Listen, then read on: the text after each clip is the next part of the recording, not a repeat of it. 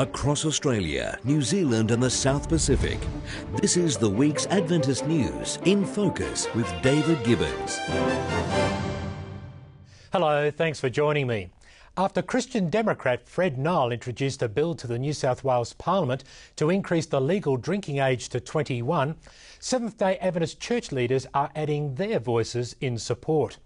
Numerous studies undertaken over the last 10 years show that more than 1 in 4 Australian 14 to 19-year-olds regularly put themselves at risk of alcohol-related harm. Recently we sent out a petition to state governments, legislative assemblies, asking them to reconsider the legal drinking age at 18 and take it up to 21. Ideally, from the research, it ought to be 25, but you have to take small steps sometimes. The New South Wales Premier says she doesn't personally support an increase of the minimum drinking age to 21, but she's willing to see the issue discussed in Parliament and the public domain. Health enthusiasts have gathered in Sydney to celebrate and be inspired by the success of the CHIP program.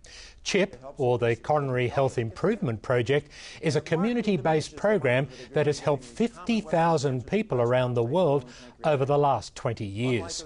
The emphasis of CHIP is lifestyle change, assisting participants to establish healthy habits, diet, exercise and stress management. Adventist lifestyle expert and the founder of CHIP, Dr. Hans Deal, spoke at the Sydney gathering along with other health experts. You are in charge. You are the one that can change this disease, and you can develop personal growth, and you can begin your process of self-actualization. Support is dwindling for a controversial United Nations resolution which critics say shuts down religious debate and can be used to justify religious persecution. The Defamation of Religion resolution was introduced by a group of Islamic countries and aims at preventing speech which is offensive to religions. The non-binding resolution has been passed in UN General Assembly votes every year since 1999, with some suggesting it should be strengthened to a binding international treaty. But the number of countries voting against the resolution is slowly rising. The Adventist-sponsored International Religious Liberty Association is pushing for the UN General Assembly to reject the resolution this year. 1,400 competitors have run for charity in Auckland, New Zealand, raising more than $77,000 for the Adventist Development and Relief Agency. The annual ADRA charity run focuses on fundraising for sustainable development projects in New Zealand and around the world.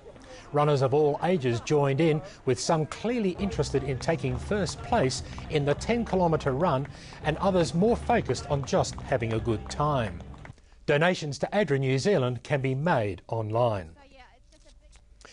In this week's edition of Adventist World, General Conference leaders call for reformation and revival, tithes and offerings stable as the world church weathers the economic storm, and GC President Ted Wilson on keeping Jesus real in a virtual world.